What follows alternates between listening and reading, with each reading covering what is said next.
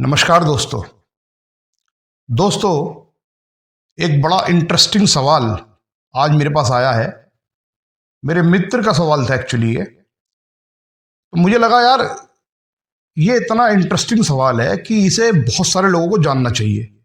इसका जवाब बहुत सारे लोगों को जानना चाहिए, क्योंकि संसार में जितने लोग हैं सबसे जुड़ा हुआ ये सवाल है और सबको इसका जवाब मिलना ज़रूरी है। हालांकि बहुत सारे धर्म गुरुओं ने अपने अलग अलग ज्ञान के हिसाब से इसकी अलग अलग व्याख्या की भी है, लेकिन वो सेटिस्फैक्ट्री भी है और नहीं भी है, दोनों ही बातें हैं। वो सवाल है कि हमारा जन्म क्यों हुआ और हमारी मृत्यु क्यों होगी। सवाल बड़ा इंटरेस्टिंग है और समझने वाला है। समझने वाली बात यह है दोस्तों, सबसे पहले तो यह जानना जरूरी है कि देखिए, किसी भी काम के पीछे कोई ना कोई लॉजिक छिपा हुआ है। इस दुनिया में जितने भी काम हो रहे हैं या हम कर रहे हैं या कोई भी व्यक्ति कर रहा है, हर काम के पीछे कोई ना कोई लॉजिक है। अगर आप धन कमाते हैं, अगर आप पैसा कमाते हैं या मैं पैसा कमाता हूं या बहुत सारे लोग जो धन कमा रहे हैं, तो उसके पीछे लॉजिक है, क्योंकि उस धन को कमा करके उन्हें अपने जीवन को यापन करना है ना। वो जीवन यापन कैसे करना है, वो उनकी अपनी नीति है कि उन्हें बहुत अच्छा जीवन यापन करना है तो बहुत बड़ा धन चाहिए, हल्का साधारण जीवन यापन करना है तो साधारण धन में भी काम चल जाता है। इसी तरह से कोई बीमारी शरीर में लगती है तो उसके पीछे भी लॉजिक होता है। हर हर हर काम के पीछे कोई ना कोई कारण छिपा हुआ है। इसी प्रकार हमारी जीवन में जन्म और मृत्यु के पीछे भी बहुत बड़े लॉजिक छिपे हुए हैं। हम वो लॉजिक कभी समझना ही नहीं चाहते थे, समझने की आवश्यकता भी नहीं पड़ी। उसका कारण यह है कि हमारे जीवन में इतनी ज़्यादा स्ट्रेस है, हम लोग लाइफ को लेकर के इतना ज़्यादा सीरियस हैं। एक्चुअली हम लोग अपने जीवन को लेकर के इतनी भागदौड़ में उलझे हुए हैं, एक्चुअली कभी इस तरफ सोच ही नहीं पाते, हम कभी इस तरफ ध्यान ही नहीं दे पाते। हमें इतना पता है, कुछ लोगों का अलग अलग इसमें व्याख्या उन्होंने दी है। कुछ लोगों का कहना यह है कि ये जीवन मौज करने के लिए मिला है। तो ये लॉजिक समझ में आता है आपको? क्या मौज करने के लिए जीवन मिल सकता है? तो अगर हमें मौज करने के लिए जीवन मिला है, तो जितने जीव जंतु हैं, चूहा है, बिल्ली है, कुत्ता है, जो बेचारा सड़कों पे गली गली दरवाजे दरवाजे भूखा प्यासा घूमता रहता है, जो जो जो छोटे जीव सूक्ष्म जीव हैं वो भूखे प्यासे घूमते रहते हैं, तो उन्हें क्या मतलब भूखे प्यासे रहने के लिए जीवन मिला है? चलो, इंसान तो पैसा कमा करके मौज ले लेगा, उन्हें जीवन क्यों मिला है? बड़ा गहनता से समझने का विषय है। या जो जीव समुद्र में 10 किलोमीटर नीचे जीवन यापन कर रहा है, समुद्र के पानी में 10 किलोमीटर नीचे जीवन यापन कर रहा है, मरियाना ट्रिच जो जगह है वहां भी जीव जंतु है ना, वहां भी जीव है, सूक्ष्म जीव है। तो वो जीव मतलब मौज करने के लिए पैदा हुआ है। लॉजिक कुछ ना कुछ है इसके पीछे, कोई ना कोई कारण है। हमारे जन्म के पीछे कोई ना कोई कारण है और हमारी मृत्यु के पीछे भी कोई ना कोई कारण है, कोई ना कोई तो रीजन है। इस रीजन को समझने के लिए हमें यह समझना पड़ेगा कि हमारी आत्मा और हमारे शरीर का एक्चुअल में भेद क्या है और आत्मा हमारे शरीर से जुड़ी हुई क्यों है। इस बात में हमें बहुत गहनता से विचार करना पड़ेगा, लेकिन उससे पहले हमें यह भी विचार करना पड़ेगा कि कुछ धर्म गुरुओं ने आत्मा को शरीर का हिस्सा ही नहीं बताया। उनका कहना यह है कि एक्चुअली आत्मा है ही नहीं, शरीर में आत्मा की कोई स्थान ही नहीं है। मैं भी 3-4 दिन पहले एक बहुत बड़े ज्ञानी पुरुष की वीडियो देख रहा था। बड़े बड़े प्रसिद्ध हैं वो एक्चुअली अपने क्षेत्र में। तो वो बोल रहे थे कि एक्चुअली आत्मा का शरीर से कोई रिलेशन है ही नहीं। तो मुझे बड़ा अटपटा सा लगा वो सवाल, उनका जवाब। एक्चुअली मुझे लगा यार, मतलब इतने बड़े ज्ञानी आदमी होकर के ये इतनी अटपटी सी बात क्यों कर रहे हैं। देखिए, जो हमारे देह है, जो हमारा शरीर है, उनका कहना यह था कि हमारा शरीर मशीन है, प्रकृति की बनाई हुई मशीन है। यह मशीन की तरह काम करता भी है, मैं मानता हूं इस बात को, लेकिन इसमें आत्मा का ना होना, यह बात मेरी समझ से बाहर है। मेरा मानना यह है कि बिना आत्मा के इस देह को चलाया ही नहीं जा सकता। बिना आत्मा के इस शरीर का अस्तित्व ही नहीं है। आप इसको एक एग्जाम्पल से समझें। आपके पास कार होगी, आपके पास स्कूटर होगा या मोटरसाइकिल होगी या कोई भी चीज ऐसी होगी, अगर उसकी इंजन को आप हटा दोगे उस पर्टिकुलर पार्ट में से, उस बॉडी में से, तो उसका अस्तित्व खत्म हो जाएगा। अगर कार के इंजन को हम कार की बॉडी से बाहर निकाल दें तो उसका कोई अस्तित्व ही नहीं है, खाली बॉडी रह जाएगी, निर्जीव रह जाएगी। कार तब चलती है जब उसके अंदर इंजन होता है। या इसी तरह से बाइक हुई या मोटरसाइकिल हुई या स्कूटर हुआ, वो तब चलता है जब उसके अंदर इंजन रखा हुआ होता है। इंजन निकाल दोगे तो चलेगा ही नहीं। और इंजन के अलग अलग पार्ट्स होते हैं, उस पूरे इंजन के अलग अलग पार्ट्स होते हैं। पिस्टन है, प्लग है, आर्मेचर है, बहुत सारी चीजें हैं उसके अंदर, है ना। तो इसी तरह से हमारी बॉडी जो है, बॉडी के हमारे पार्ट्स हैं, अलग अलग पार्ट्स हैं। किडनी है, लंग्स है, लीवर है। इसी तरह हमारी बॉडी बनी हुई है और बॉडी का जो इंजन है वो पार्ट्स हैं, जो पार्ट्स हमारी बॉडी के अंदर हैं। लेकिन इसके अंदर एक प्राकृतिक इंजन भी है जिसको बोलते हैं आत्मा। उनका कहना यह है कि आत्मा को कोई अस्तित्व नहीं है। मेरा कहना यह है कि आत्मा के बिना यह शरीर चल नहीं सकता। अब आप कहोगे भाई साहब वो ट्रैक से हट गए आप, वो जो जन्म और मृत्यु का कारण था वो तो बताया नहीं। बताऊंगा, अभी बताऊंगा, लेकिन उसको बताने के लिए हमें यह समझना पड़ेगा कि आत्मा का और देह का रिलेशन क्या है। जब तक हम ये नहीं समझेंगे तब तक हमें यह समझ में नहीं आएगा कि क्या आत्मा का अस्तित्व है। अगर है तो आत्मा के अस्तित्व के कारण ही हमारा जन्म हुआ है और हमारा मरण भी होगा। ऐसे समझेंगे हम इसको कि अगर आत्मा का शरीर से कोई संबंध नहीं होता और शरीर ही सब कुछ होता और शरीर स्वचलित होता, अपना आप चल रहा होता, अपने अपने गुणों के कारण चल रहा होता है, अपने गुणों से चल रहा होता, तो आज साइंस ने कितनी तरक्की कर ली ये बताने की मुझे आपको आवश्यकता नहीं है।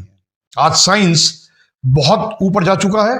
आज साइंस ने कम से कम इतनी तरक्की जरूर कर ली कि किसी भी व्यक्ति की बॉडी का कोई पार्ट्स जो खराब हो जाता है बॉडी का, उसको चेंज कर सकता है आज का साइंस।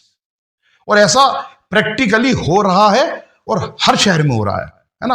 आपने देखा भी होगा, सुना भी होगा कि कई लोगों की किडनी ट्रांसप्लांट हुई है, कई लोगों के लीवर भी बदले गए हैं, है ना। और फॉरेन कंट्रीज में हम चले जाएं तो वहां की टेक्नोलॉजी शायद और ज्यादा हाई है। वहां तो ये भी सुनने में आया है कि लोगों के हार्ट भी, मतलब दिल भी चेंज किए गए हैं। तो आप समझने की बात यह है कि हमारी जो बॉडी जब मृत्यु को प्राप्त होती है, एक शरीर जब मृत्यु को प्राप्त होता है तो वो बिना किसी कारण के मृत्यु को प्राप्त नहीं हो सकता। उसका कोई ना कोई ऑर्गेन खराब होगा तभी मृत्यु को प्राप्त होगा। शरीर खराब होता तभी तो मृत्यु होती है ना। कोई भी कारण हो सकता है, दिमागी रूप से दिमाग में कोई ऐसा विकार पैदा हो जाए जिसके कारण मृत्यु हो, ब्लड सर्कुलेशन ना बन पाए, हार्ट में कोई प्रॉब्लम हो जाए, लीवर में हो जाए, लंग्स में हो जाए या किडनी में हो जाए, तो कहीं ना कहीं कोई ना कोई ऐसा कारण बनेगा जिस कारण से बॉडी की, हमारे शरीर की मृत्यु होगी। साइंस ने इतनी तरक्की कर ली है कि वो शरीर के किसी भी ऑर्गेन को बदलकर उसको ठीक कर सकते हैं। तो शरीर मृत्यु के बाद जब किसी कारण से उसकी मृत्यु होती है तो उस ऑर्गेन को बदलकर उस शरीर को पुनः जीवित क्यों नहीं कर सकते। विचार कीजिएगा इस बात पे। बहुत गंभीर और बड़ा गहनता का सवाल है कि जब साइंस ने इतनी तरक्की कर ली और ऑर्गेन्स के खराब होने के कारण ही मृत्यु होती है, ये तो आप मानते हैं कि बिना ऑर्गेन्स के खराब हुए तो मृत्यु नहीं होगी, है ना। ऑर्गेन्स कोई ना कोई खराब हो, कोई ना कोई तो बॉडी में कारण बनेगा जिससे मृत्यु होगी। और वो कारण क्या बनेगा? कोई भी ऑर्गेन खराब होगा तब कारण बनेगा। इसी तरह से जब साइंस ने तरक्की कर ली तो जो शरीर मृत हो जाता है, जो शरीर मर जाता है, उसके ऑर्गेन को रिप्लेस करके उस शरीर को जीवित क्यों नहीं किया जा सकता साइंस के द्वारा। अगर आत्मा का अस्तित्व नहीं है बॉडी में, तो मैं ये बात बोल रहा हूं, विचार कीजिएगा इस बात पे। अगर आत्मा का अस्तित्व बॉडी में नहीं है, शरीर में नहीं है, आत्मा का शरीर का कोई रिलेशन नहीं है, तो उस शरीर को साइंस की टेक्नोलॉजी के द्वारा रिप्लेसमेंट जो करते हैं वो लोग ऑर्गेन्स का, उसको रिप्लेस करते हुए क्यों नहीं उसको 500-700 साल तक जीवित रखा जा सकता है रख सकते हैं ना वो, क्योंकि उनके पास तो टेक्नोलॉजी है ना ऑर्गन्स चेंज करने की। वो इसलिए नहीं कर पा रहे क्योंकि आत्मा का वास हमारी बॉडी के अंदर एक्चुअल में है, और आत्मा ने इस शरीर को धारण किया हुआ है, और हम आत्मा है, शरीर नहीं है। मैं जो बोल रहा हूं, मेरे बोलने के पीछे जो शब्द उभर रहे हैं, मेरे मन में जो विचार उभर रहे हैं, ये आत्मा की शक्ति की वजह से उभर रहे हैं। बॉडी अपनी क्रिया नहीं कर रही, ये आत्मा अंदर से फोर्स कर रही है, तब ये क्रिया हो रही है। अगर आत्मा अंदर से फोर्स ना करे तो ये क्रिया होगी नहीं। अगर इसी पल मैं इस शरीर से अलग हो जाऊं, इसी पल, क्या ये शरीर वैसे ही काम करेगा? नहीं। क्यों? शरीर तो ठीक है, क्यों नहीं करेगा काम? क्योंकि मैं इस शरीर को छोड़ दूंगा, इसलिए काम नहीं करेगा। ये काम कब कर रहा है? जब मैं शरीर के अंदर हूं, यानी कोई ना कोई बड़ी एनर्जी इस बॉडी में है, तभी तो काम कर रही है। ठीक उसी प्रकार अगर कार का इंजन कार के अंदर होगा तो ही तो बॉडी चलेगी, अपनी जगह से हिलेगी। कार का इंजन नहीं होगा उसमें तो हिलेगी कैसे? वो हिलेगी नहीं ना, तो मृत समान हो जाएगी ना। ठीक इसी प्रकार हमारे शरीर को चलाने में आत्मा का बहुत बड़ा रोल है। अगर आत्मा का रोल नहीं होगा हमारे शरीर को चलाने में, तो ये शरीर नश्वर है, खत्म है, जीरो है, कुछ नहीं किया जा सकता इसका कुछ हो भी नहीं सकता एक्चुअली। तो ये शरीर क्या हुआ? इसे शरीर को मानो आप कार की बॉडी, और आत्मा को मानो इंजन। अगर इंजन ही नहीं होगा तो बॉडी कैसे काम करेगी? लॉजिक नहीं है ना। तो शरीर को चलाने के पीछे लॉजिक है, और लॉजिक है आत्मा। आत्मा और शरीर का कनेक्शन क्या है? वो एक दूसरे से जुड़े हुए हैं। एक भी चीज हटी तो वो चीजें खराब हो जाएंगी, है ना। अब आत्मा हमारे शरीर को धारण क्यों करती है? आत्मा अलग अलग शरीर को धारण क्यों करती है? कभी कभी सोचा आपने कि जो 10 किलोमीटर नीचे पानी में, 10 किलोमीटर अंदर समुद्र में, मरियाना ट्रिच जैसी जगह, जो बिल्कुल डीप जगह बोलते हैं जिसको, उसमें अगर कोई जीव पैदा हो रहा है तो क्यों हो रहा है? वहां उस जीव का क्या लॉजिक है पैदा होने का? कुछ तो कारण होगा। वो जीव वहां पैदा क्यों हुआ? उस स्थान पे क्या जरूरत थी उसकी? वो पानी में ऐसी कौन सी प्रकृति को सपोर्ट कर रहा है जिसकी सपोर्ट से प्रकृति चल रही है? बताइए। पानी में एक प्रकार के जीव तो है नहीं, हजारों प्रजाति के जीव हैं, हजारों प्रजाति, शायद लाखों भी हो। तो उनका क्या रोल है इस प्रकृति को चलाने में? इसका मतलब कोई ना कोई कारण है, कोई ना कोई वजह है, कोई ना कोई पीछे से चीजें चल रही हैं जो ये सारी व्यवस्था को कर रही है। और वो व्यवस्था क्या है? वो व्यवस्था है एक्चुअल में कर्मों का परिणाम। अब ये कर्म तो आपने बहुत बार सुने होंगे। सब कहते हैं कर्म अच्छे करो फल अच्छे मिलेंगे, कर्म बुरे करोगे तो फल बुरे मिलेंगे। और ये फैक्ट है, क्योंकि हमारी आत्मा कर्मों के परिणाम से बीमार है। एक्चुअली बीमार जिसे कहते हैं, बीमार का मतलब क्या हुआ? बीमार का मतलब ये हुआ कि वो मैली है। अभी इसी बात पे ध्यान आई मुझे एक बात। मैं एक वीडियो और देख रहा था एक बड़े धर्मगुरु की, तो उनका कहना यह था कि आत्मा का अस्तित्व तो है नहीं, मन का अस्तित्व है। मन से सारी चीजें होती हैं, मन से विचार आता है। बात ठीक है। उनके कहे अनुसार आत्मा का अस्तित्व नहीं है, उनके कहे अनुसार मन का अस्तित्व है। तो मैं सिर्फ आपको विचार करने के लिए बोल रहा हूं, थोप नहीं रहा कोई बात, विचार करने के लिए बोल रहा हूं। विचार कीजिएगा, मन का अस्तित्व बॉडी में कहां है? क्या कोई ऑर्गन ऐसा है जहां से मन की फ्रीक्वेंसी बाहर आ रही हो? कोई ऑर्गन ऐसा? क्या किडनी से मन की फ्रीक्वेंसी बाहर आ रही है? क्या किडनी से मन बन के बाहर आ रहा है, विचार बन के बाहर आ रहे हैं? क्या लंग्स से बन के विचार बाहर आ रहे हैं? क्या दिल से आ रहे हैं? तो दिल के अंदर कौन बैठा है? कौन सी एक्स्ट्रा मशीन लगी हुई है? या लीवर से आ रहे हैं, या ब्रेन से आ रहे हैं, थॉट्स जो आते हैं हमारे दिमाग में? तो मन कहां है बॉडी के अंदर? कौन सा ऑर्गन उसका सोर्स है मन का? कोई ऑर्गन है जो उसका सोर्स हो मन का? विचार कीजिए, विचार। कौन सा ऑर्गन है जो उस मन का सोर्स है? मैंने तो बहुत कोशिश की खोजने की, अंदर जा करके की, मुझे तो मिला नहीं। शायद कुछ लोगों को मिल जाए। विचार कीजिएगा इस बात पे कि मन का सोर्स क्या है। मन का सोर्स क्या है? मुझे पता है बहुत कोशिश करने के बाद भी शायद इसका सोर्स ना पता लगे, और शायद कुछ लोग जो अध्यात्म की आधी अधूरी जानकारी रखते हैं वो शायद इसकी अलग अलग टिप्पणी दे करके इस बात को अपने तरीके से समझाने का प्रयास करें।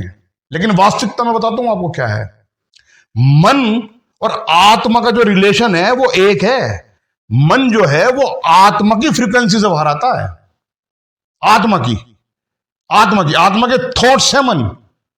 आत्मा के थॉट्स जिसे मन कहते हैं वो आत्मा के थॉट्स हैं, वो आत्मा के विचार हैं।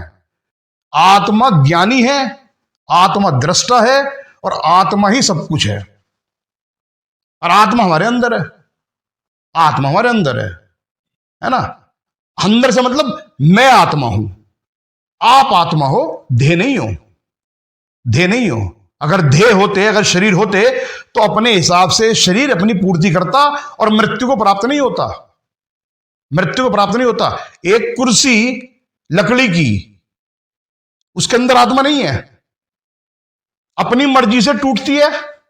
नहीं टूटती ना अपनी मर्जी से। कोई बाहरी शक्ति उसे तोड़ती है? कोई बाहरी शक्ति तोड़ती है? हर की बॉडी का जब कहीं एक्सीडेंट होता है तो वो जो डैमेज होती है वो अपनी क्रिया से डैमेज होती है क्या? नहीं, बाहर के फोर्स से डैमेज होती है। ठीक इसी प्रकार, और अपने गुणों से वो ठीक भी नहीं होती। बाहर के फोर्स से ठीक होती है।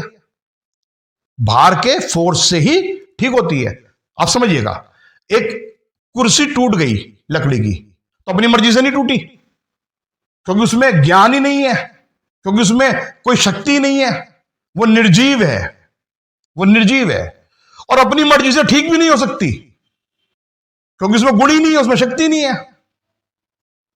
शक्ति नहीं है तो कोई भारी फोर्स उसको ठीक करेगी और भारी फोर्स उसको तोड़ेगी। दीमक लग गई तो खराब हो जाएगी, उसके कोई कारपेंटर आकर के उसको ठीक करेगा। अपनी मर्जी से ठीक नहीं हो सकती। इसी प्रकार ये शरीर है, ये निर्जीव है। निर्जीव मृत्यु के बाद ये अपनी मर्जी से ठीक नहीं हो सकता। अपनी मर्जी से ठीक नहीं हो सकता। अपनी मर्जी से मर नहीं सकता। भारी फोर्स काम करती है सारी। बाहर की फोर्स काम करती है बॉडी के ऊपर। भारी फोर्स कहां काम करेंगी? भारी फोर्स बॉडी के ऑर्गन्स को खराब करेंगी। ऑर्गन्स को खराब करेंगी भारी फोर्स। और जो इसके अपने प्राकृतिक गुण हैं उससे रिकवरी करने की कोशिश भी करता है, लेकिन एक लिमिट तक। एक लिमिट तक। जब इसकी लिमिट क्रॉस हो जाती है तो ये डेड हो जाता है और आत्मा इसको छोड़ देती है। आत्मा भी इसको जीवित नहीं कर सकती। आत्मा भी इसको जीवित नहीं कर सकती, ना भारी फोर्स को इसको जीवित कर सकती, क्योंकि ये निर्जीव है। इसका अपना कोई गुण नहीं है। ठीक उसी प्रकार जिस प्रकार कुर्सी का अपना कोई गुण नहीं है, कुर्सी निर्जीव है, इसी तरह से शरीर निर्जीव है। निर्जीव है। इसको चलाने के पीछे आत्मा का रोल है। और आत्मा इस शरीर को क्यों धारण किए बैठी है? क्योंकि आत्मा अपने आप को शुद्ध करना चाहती है। यह हमारे जन्म का मुख्य उद्देश्य है। यह मुख्य उद्देश्य है। हम ही थे जो कभी छपकली बने थे। हम ही थे जो कभी कीड़े कांटे बने थे। हम ही थे जो कभी सांप बने थे। हम ही थे जो कभी शेर बने थे, कभी उल्लू बने थे, कभी बंदर बने थे, कभी चूहे बने थे, और आज हम मनुष्य बन गए। क्यों? क्योंकि हमारा शुद्धिकरण का प्रोसेस चल रहा है। प्रोसेस चल रहा है। और जब ये आत्मा बहुत ज्यादा गंदी हो जाती है, सड़ जाती है, और बहुत ज्यादा इसके अंदर कीचड़ रूपी चीजें चढ़ जाती हैं, तब ये वर्कशॉप चली जाती है ठीक होने के लिए। जैसे कार का इंजन जब खराब हो जाता है तो उसे कहां ले जाते हो आप? कार को ठीक कराने के लिए वर्कशॉप में ले जाते हो ना। या गाड़ी आपकी या बाइक आपकी खराब हो जाती है, इंजन खराब हो जाता है, कहां ले जाते हो? वर्कशॉप ले जाते हो। वर्कशॉप कहां है? जो मिस्त्री का वर्कशॉप है वहां ले जाते हो। वो इसको ठोका पीटी करके और इसमें बहुत भारी भारी हथौड़ी मारेगा और सारे हथियार इस पर लगाएगा। इंजन को भी दर्द होगा बेचारे को, हालांकि निर्जीव है, उसे दर्द का पता नहीं लगने का, लेकिन चोट तो लगेगी ना उस पर, तभी ठीक होगा वो। इसी प्रकार आत्मा मृत्यु के बाद जब सड़ जाती है तो वो वर्कशॉप में जाती है, नरक रूपी वर्कशॉप में। रिपेयरिंग के लिए। वो जो नरक है एक्चुअली वो वर्कशॉप है, आत्मा की रिपेयरिंग का वर्कशॉप है वो। वहां रिपेयरिंग होती है, इसकी ठोका पीटी होती है ठीक करने के लिए। और जब कुछ हालत में ठीक हो जाती है और इस लायक हो जाती है कि अब ये कुछ कर्म इसके झड़ गए हैं, कुछ पापों का प्रायश्चित हो गया है, तो इसको फिर से ये वर्कशॉप से बाहर आ जाती है। और जो उस वक्त वर्कशॉप के बाहर निकलने के बाद जो उस वक्त उसके ऊपर कर्म की लेयर चढ़ी हुई होती है, वो कर्म की लेयर ये तय करती है कि इसे कौन सी गति में जन्म लेना है। तो वो कर्म निश्चित करते हैं कि ये चूहा बनेगा, ये बिल्ली बनेगा, ये मनुष्य बनेगा, ये आदमी बनेगा, ये पानी का जीव बनेगा, ये अग्नि का जीव बनेगा, या सब्जी का जीव बनेगा। वो निश्चित करते हैं कर्म। लेकिन जब बहुत ज्यादा सड़ जाती है तो वर्कशॉप में जाना पड़ता है, और वर्कशॉप है नरक। बहुत से लोग कहते हैं ना नरक से कुछ नहीं होता, तो होता तो है। इस पर बनाऊंगा मैं वीडियो आपको, जरूर होता तो है, लेकिन वो दिखेगा नहीं। किसे दिखेगा वो बताऊंगा मैं आपको अगली वीडियो में। आज हम बात कर रहे हैं जन्म और मरण के पीछे का कारण क्या है। तो जब वो आत्मा वर्कशॉप से बाहर निकलती है तब वो ये उसके कर्म रूपी उसकी जो क्रियाएं हैं वो निश्चित करती है कि एक्चुअल में उसे कौन सी गति में जाकर के जन्म लेना है। अगर अच्छे कर्म है तो मनुष्य गति में आ गई। क्यों? क्योंकि मनुष्य गति में ज्ञान है, समझने की शक्ति है, सोचने की शक्ति है, क्रिया करने की शक्ति है, जो और गतियों में नहीं है। एक कुत्ते को इस बात का नहीं पता कि काटने के परिणाम क्या होंगे, आदमी को पता है। कुत्ते को क्या पता, सांप को क्या पता कि मैं डस लूंगा तो मर जाएगा, इसका परिवार खत्म हो जाएगा, इसके परिवार अधूरा हो जाएगा, अनाथ हो जाएगा। सांप को नहीं है ना इस बात का ज्ञान, कुत्ते को नहीं है ना इस बात का ज्ञान कि अगर मैं किसी बच्चे को काट रहा हूं और बहुत ज्यादा काट रहा हूं, इसकी मृत्यु हो सकती है, तो इसके परिवार में क्या माहौल मचेगा। क्या कुत्ते को पता है इस बात का? नहीं, आदमी को पता है। तो इसलिए आदमी का जब जन्म होता है, चूंकि आदमी के पास सोचने समझने की शक्ति है, यह समझने की शक्ति है कि मेरा जन्म क्यों हुआ, ताकि अगर उसको ये बात समझ में आ जाए कि मेरा जन्म क्यों हुआ, तो वो उन परिणामों से दूर हो जाएगा जिन परिणामों से आत्मा खराब होती है, आत्मा बीमार होती है। वो उन परिणामों से दूर हो जाएगा, और जब उन परिणामों से दूर हो जाएगा तो वो शुद्धिकरण की तरफ चलेगा। और जब वो शुद्धिकरण की तरफ चलेगा तब उसको शोरूम में ले जाया जाएगा, एक बढ़िया शोरूम में जहां खुशबू है ना, जहां सजा करके उसको रखा जाएगा, बिल्कुल शीशे के शोकेस में सजा के रखा जाएगा, जिसे हम स्वर्ग बोलते हैं। तो जब आत्मा शुद्धिकरण में आती है और कुछ शुद्ध हो जाती है और उसके पुण्य कर्म का कुछ परिणाम सामने आ जाता है, तब उसे शोरूम रूपी स्वर्ग में ले जाया जाता है, जहां उसकी अच्छी तरह से झाड़ बूझ के सेवा की जाती है। रोज उस पर कपड़ा लगता है, जैसे गाड़ी पे लगता है ना रोज, है ना, रोज उसकी देखभाल की जाती है, रिबन विबन बांध के उसे सजाया जाता है, तो देव बनते हैं वहां जाकर के, है ना। ये क्या है? ये कर्मों के परिणाम की वजह से होता है। तो हमारा जो जन्म हुआ है वो जन्म एक्चुअल में कर्मों के परिणाम को धोने के लिए हुआ है। इसलिए नहीं हुआ कि हम मौज करने आए हैं। आप विचार कीजिए ना एक बार, सुबह उठे शाम को फिर सो गए, सुबह उठे शाम को फिर सो गए, सुबह उठे शाम को फिर सो गए। 20 साल हो गए, 30 साल हो गए, 50 साल हो गए, 70 साल हो गए। इसी काम के लिए आए थे क्या हम? कि सुबह उठे सारे दिन भागें, शाम को आके फिर सो जाएं, सुबह उठे सारे दिन फिर मेहनत करें, शाम को आके फिर सो जाएं, सुबह उठे सारे दिन मेहनत करें, शाम को आके फिर सो जाएं। किस लिए? नोट बहुत सारे कमा लिए, बहुत सारे कमा लिए, बहुत सारे कमा लिए, वो तिजोरी में गड्डी लगती जा रही है उनकी। लाभ क्या हो रहा है? बस इतना कि अगर कल को हम बीमार पड़ गए तो हम किसी से मांगने नहीं पड़ेंगे, लोन नहीं लेना पड़ेगा, उधार नहीं लेना पड़ेगा, है ना। किसी ने हमसे कह दिया कि बाहर घूमने जाओगे तो कैसे जाओगे, तो हम बड़ा आराम से कह सकें गाड़ी से जाऊंगा, अपनी 50 लाख वाली है मेरे पास। क्या रीजन है इसके पीछे? इसलिए नहीं आए थे हम,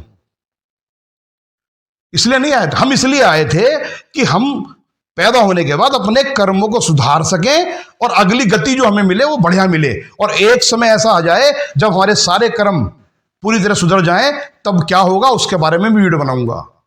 वीडियो चूंकि लंबी हो गई है थोड़ी सी। तो दोस्तों, जन्म मरण के पीछे जो कारण है वो कारण है हमारे कर्मों को धोने का। और कर्म धोने के लिए शरीर एक सहायता रूपी एक सहायता है आत्मा के लिए, जहां से वो अपने कर्मों को आसानी से धो सकती है, क्योंकि शरीर के बिना वो अपने कर्मों को धो नहीं सकती। जिस प्रकार खाली इंजन गाड़ी का अपना अस्तित्व नहीं दिखा सकता।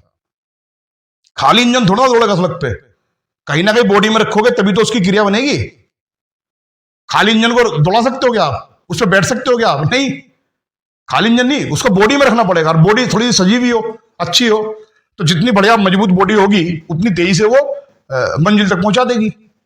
इसी प्रकार हमारी जो बॉडी है वो आत्मा के लिए एक सहायक के रूप में काम करती है, जो आत्मा को उसकी मंजिल तक पहुंचा सकती है अपने ज्ञान, अपनी मशीनरी के द्वारा, एक्चुअली है ना, अपनी मशीनरी के द्वारा। तो आत्मा जो है वो बॉडी की सहायता से अपने कर्मों को धो लेती है, बॉडी के सहायता से अपने कर्मों का निर्वाह करते हुए, अपने कर्मों की निर्जरा करते हुए आसानी से अपनी मंजिल तक पहुंच जाती है, शुद्धिकरण की ओर चल पड़ती है। और जिस बॉडी में ये ज्ञान की क्षमता नहीं होती, ज्ञान के एक्चुअली ऑर्गेन्स नहीं होते, उतना ज्ञान नहीं हो पाता, उस बॉडी के द्वारा उसको और कष्ट और कर्म परेशान करते हैं, और कर्म उसके साथ चिपक जाते हैं। जैसे मैंने एग्जाम्पल दिया कुत्ते का, तो कुत्ते को कि ज्ञान नहीं है, कुत्ते की योनि में आत्मा है, तो वहां उसे इतना ज्ञान नहीं हो पाता कि मुझे किस काम को करने से मेरे कर्म धुलेंगे। वो ज्ञान केवल मनुष्य की बॉडी में ही पाया जाता है। तो दोस्तों, ये जन्म हमें मिला है कर्मों को धोने के लिए, ताकि हमारी अगली गति सुधर सके। बहुत सारे लोग मेरी इस बात से सहमत शायद ना भी हों, कुछ ज्ञानी पुरुष शायद इस बात पर टिप्पणी भी करे। तो मैं तो यही कहूंगा कि जिसको जितना ज्ञान है वो उतने ज्ञान के हिसाब से अपने जीवन यापन अपना कर रहा है, अपने आगे भविष्य का निर्माण कर रहा है। मुझे जितना ज्ञान है मैं अपने भविष्य का निर्माण कर रहा हूं, और भी बहुत सारे लोग अपने ज्ञान के हिसाब से अपने भविष्य का निर्माण कर रहे हैं। इसमें वो स्वयं निमित्त बनेंगे। अच्छा होना, बुरा होना, ये स्वयं का कारण है, कोई और दूसरा कारण इसका नहीं बनेगा। इसी के साथ मैं आपसे विदा लूंगा। कुछ वार्तालाप अगली वीडियो में करेंगे। नमस्कार दोस्तों।